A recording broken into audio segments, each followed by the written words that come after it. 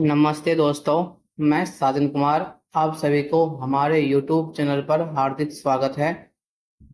आज की जो कक्षा हमारी होने वाली है वह है प्रथम दिवस की हिंदी की कक्षा।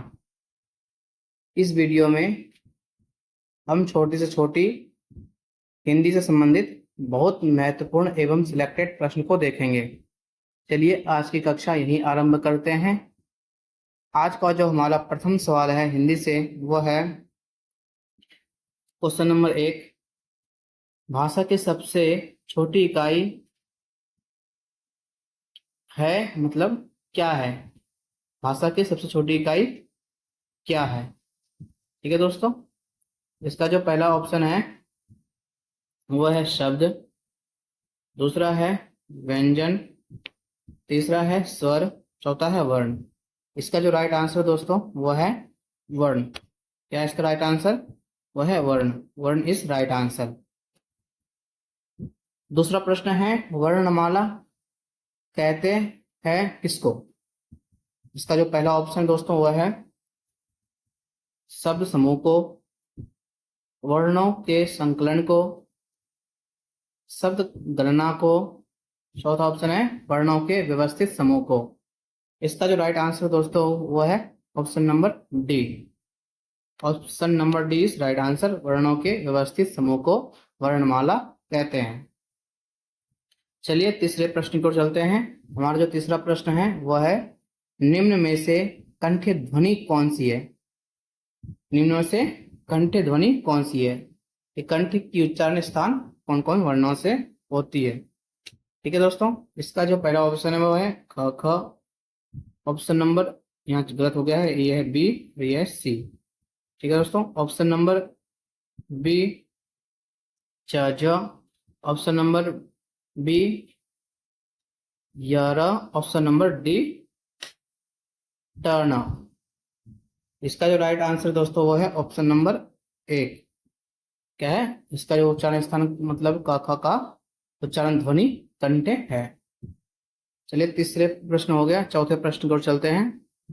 हमारा जो चौथा प्रश्न है वो है स्थान के आधार पर बताइए कि मूर्धन्य व्यंजन कौन से हैं? किसके आधार पर? स्थान के आधार पर। ठीक है दोस्तों, इसका जो पहला ऑप्शन है वो है ग घ, दूसरा ऑप्शन है वो है झ झ, तीसरा ऑप्शन है ड ढ, और डी नंबर ऑप्शन है वो है प फ। इसका जो राइट आंसर दोस्तों वो है ऑप्शन नंबर सी। क्या है? Option number C right answer है। स्थान के आधार पर मूर्धन्य व्यंजन कौन सा है? ढ और ढ। ठीक है दोस्तों, चलिए अगले प्रश्न की ओर चलते हैं। हमारा जो अगला प्रश्न है निम्न में से अल्प प्राण वर्ण कौन से हैं? कौन सा प्राण? अल्प प्राण वर्ण कौन से हैं? चलिए ऑप्शन को देखते हैं इसके। अ, इसका पहला ऑप्शन है आ, दूसरा है त ध, बी ऑप्शन है क घ, और डी नंबर ऑप्शन है फ भ। इसका जो राइट आंसर दोस्तों वह है ऑप्शन नंबर बी, ये वाली। कौन है? ऑप्शन नंबर, इसका जो राइट आंसर दोस्तों वह है ऑप्शन नंबर बी, क और ग, ये दोनों आंसर सही है। चलिए अगले प्रश्न की ओर चलते हैं।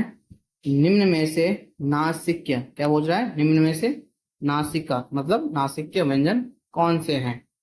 इसका जो पहला ऑप्शन है वो है श, दूसरा य, तीसरा ग, और चौथा ज। इसका जो राइट आंसर दोस्तों वह है य। इसका राइट आंसर क्या है? य।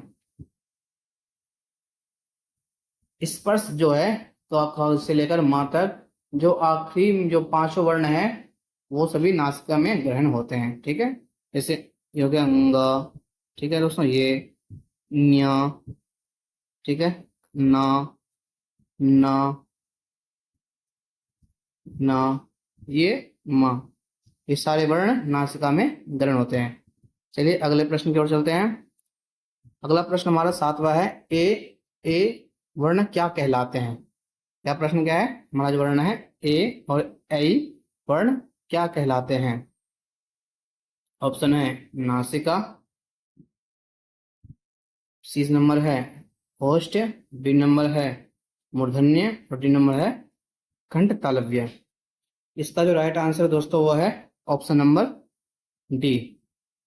इसका जो उच्चारण स्थान होता है वो कंठ और तालु से मिलकर ये और ए वर्ण कहलाते हैं।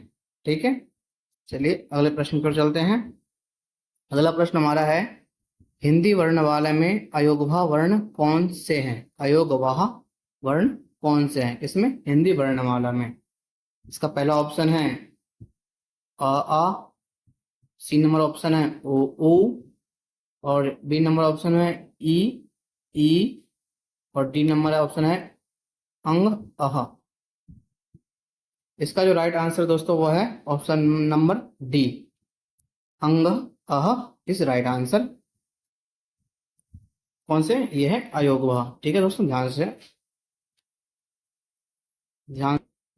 नौवा प्रश्न है निम्न में बताइए कि किस शब्द के द्वित्व व्यंजन है, मतलब किस शब्द में द्वारा दो वर्ण एक साथ आए हैं? पहला ऑप्शन है पुनः, दूसरा है इलाहाबाद, तीसरा है दिल्ली और चौथा है उत्साह। इसका जो राइट आंसर दोस्तों है वो है option number C. Option number C में डबल व्यंजन आया, द्वितीय व्यंजन आया है। जैसे द हलन, द आधा, उसके बाद छोटी ई, उसके बाद आधल्ला, उसके बाद आधल्ला, उसके बाद ई की बड़ी मात्रा, फिर ये सब मिलकर बनता है दिल्ली। ठीक है दोस्तों, चलिए अगले प्रश्न पर चलते हैं। हमारा जो अगला प्रश्न है वो है श, श, स, ह कौन से व्यंजन कहलाते हैं? ये चारों वर्ण कौन से कहलाते हैं, ये प्रश्न पूछना है चाह रहा है। पहला ऑप्शन है प्रकंपी, दूसरा है स्पर्शी, तीसरा है संघर्षी, चौथा है स्पर्श और संघर्षी। इसका जो राइट आंसर दोस्तों ऑप्शन नंबर सी। क्या है? Option number C right answer. इसका क्या है? संघर्षी ये वर्ण हिंदी में कहलाते हैं। चलिए अगले प्रश्न की ओर चलते हैं।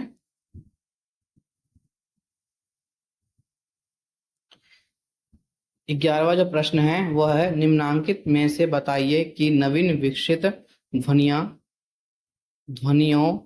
कौन सी है? इसका जो पहला ऑप्शन है दोस्तों वह है क ख, दूसरा दूसरा जो ऑप्शन है सी नंबर है वो है ए औ, बी नंबर ऑप्शन है ओ ऊ और डी नंबर ऑप्शन है श श। इसका जो राइट आंसर दोस्तों वो है ऑप्शन नंबर ए, राइट आंसर क ख ये नवीन विकसित ध्वनियां हैं। चलिए अगले प्रश्न को चलते हैं।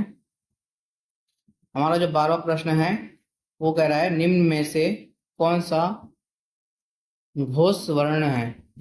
घोष और अघोष दो वर्ण होता है, ये पूछ रहा है घोष कौन सा है। इसका जो राइट आंसर दोस्तों वो है ऑप्शन नंबर सी। क्या है? Option number C right answer, ये है घोष वर्ण। चलिए अगले प्रश्न को चलते हैं। अगला प्रश्न है कौन सा अमानक वर्ण है? क्या है? पूछ रहा है अमानक वर्ण है। इसका जो राइट आंसर दोस्तों वह है ऑप्शन नंबर सी, भ अमानक वर्ण है। चलिए अगले प्रश्न को चलते हैं। क्र, ग, ज, फ ध्वनियां किसकी है? पहला ऑप्शन है संस्कृत की, दूसरा है बी नंबर ऑप्शन अरबी फारसी की, सी है अंग्रेजी की और डी है दक्षिणी भाषाओं की। इसका जो राइट आंसर दोस्तों वो है ऑप्शन नंबर बी, अरबी और फारसी की ये ध्वनियां यह कहलाती है। चलिए अगले प्रश्न को देखते हैं। अगला प्रश्न हमारा है हिंदी में मूलतः वर्णों की संख्या कितनी होती है? ठीक है दोस्तों, इसका जो राइट आंसर वो है ऑप्शन नंबर सी, 52। मूलतः कितने होते हैं? वर्णों की संख्या 52 होते हैं। चलिए अगले प्रश्न को चलते हैं। क्ष ध्वनि किसके अंतर्गत आती है? कौन सा क्ष? इसका जो पहला ऑप्शन है मूल स्वर, दूसरा है घोष स्वर, घोष वर्ण, तीसरा है संयुक्त वर्ण और चौथा है तालव्य। इसका जो राइट आंसर है दोस्तों वो है संयुक्त वर्ण। इसका राइट आंसर क्या है? इसका राइट आंसर क्या है? वो है संयुक्त वर्ण के अंतर्गत श आता है। हिंदी शब्दकोश में श का क्रम किस वर्ण के बाद आता है? किसके? हिंदी शब्दकोश में। ठीक है दोस्तों, इसका जो राइट आंसर है वो है क। क के बाद इसका क्रम आता है। चलिए अगले प्रश्न पर चलते हैं। अगला प्रश्न हमारा है ज वर्ण किन वर्णों के संयोग से बना है? मतलब कौन दो वर्ण मिलकर ज वर्ण का निर्माण करते हैं? इसका जो राइट आंसर दोस्तों वो है ऑप्शन नंबर बी। कौन सा है? आधा ज और य बन के बनता है ज्ञ, ना कि ज्ञ। ठीक है दोस्तों, आगे से ध्यान रखना, ये बहुत इंपॉर्टेंट हो जाता है परीक्षा की दृष्टि से, ये प्रश्न पूछे जाते हैं कई बार। अगला जो हमारा प्रश्न है वो है अघोष वर्ण कौन सा है? मैंने आपको बताया था एक घोष होता है और एक अघोष होता है। अघोष वर्ण कौन सा है यह प्रश्न पूछ रहा है। ठीक है, इसका जो राइट आंसर दोस्तों वो है श। क्या है? सवर्ण अघोष है। ठीक है दोस्तों, चलिए अगले प्रश्न को चलते हैं। घ का उच्चारण स्थान कौन सा है? घ का उच्चारण स्थान कौन सा है? इसका पहला ऑप्शन है मूर्धा, तालु, कंठ, दंत। इसका जो राइट आंसर दोस्तों वह है ऑप्शन नंबर बी। क्या है? नंबर बी, कंठ। क, ख, ग, घ, ङ ये पांचों वर्ण के उच्चारण स्थान क्या है? कंठ है। ठीक है, हमारा जो अगला प्रश्न है इनमें से संयुक्त व्यंजन कौन सा है? इसका जो राइट आंसर दोस्तों वो है ऑप्शन नंबर बी। बी संयुक्त वर्ण है, क्योंकि पीछे हमने देखा था ये कौन से वर्ण मिलकर बनते हैं? आधा ज और पूरा या वर्ण मिल।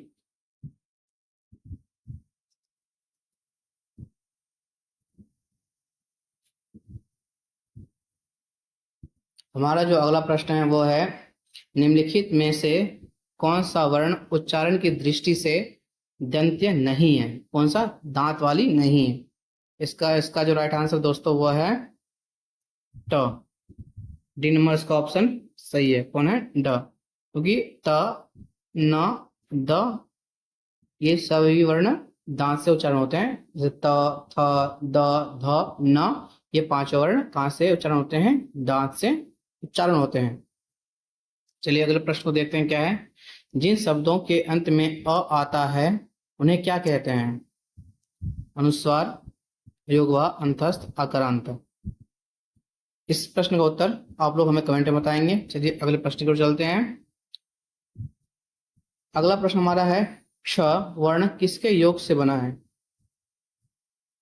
इसका जो राइट आंसर दोस्तों वो है ऑप्शन नंबर ए। क्या इसका राइट आंसर? ऑप्शन नंबर एक इस राइट आंसर। चलिए अगले प्रश्न पर चलते हैं। अगले प्रश्न हमारा है हिंदी वर्णमाला में स्वरों की कुल संख्या कितनी है? इसका जो राइट आंसर दोस्तों ऑप्शन नंबर डी। क्या है? Option number D right answer है। हिंदी वर्णमाला में स्वरों की कुल संख्या 13 होती है। चलिए अगले प्रश्न पर चलते हैं। निम्नलिखित में से कौन स्वर नहीं है? क्या पूछ रहा है? इनमें से कौन सा स्वर नहीं है?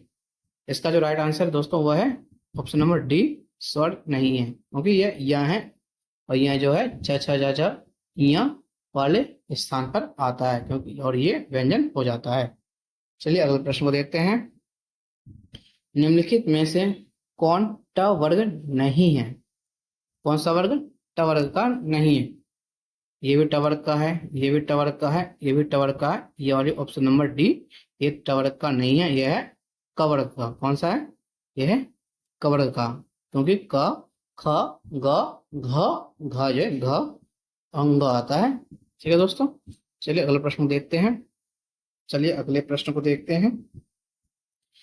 हिंदी वर्णमाला में व्यंजनों की संख्या कितनी है? इसका जो राइट आंसर दोस्तों वो है option number C. C is right answer. 33 व्यंजनों की संख्या है हिंदी वर्णमाला में। चलिए अगले प्रश्न को देखते हैं। निम्नलिखित में से कौन सा पश्च स्वर नहीं है? पश्च स्वर है क्या पूछ रहा है? निम्नलिखित में से कौन सा पश्च स्वर है? इसका जो राइट आंसर दोस्तों वो है ऑप्शन नंबर ए।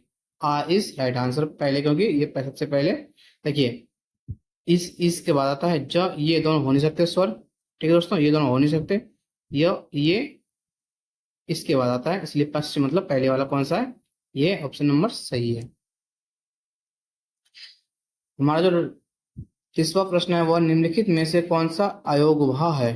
क्या फिर प्रश्न कौन सा आया? अयोगवाह कौन सा है? विसर्ग, महाप्राण, संयुक्त, व्यंजन और चौथा जो है वो है अल्पप्राण। इसका जो राइट आंसर दोस्तों वो है ऑप्शन नंबर ए।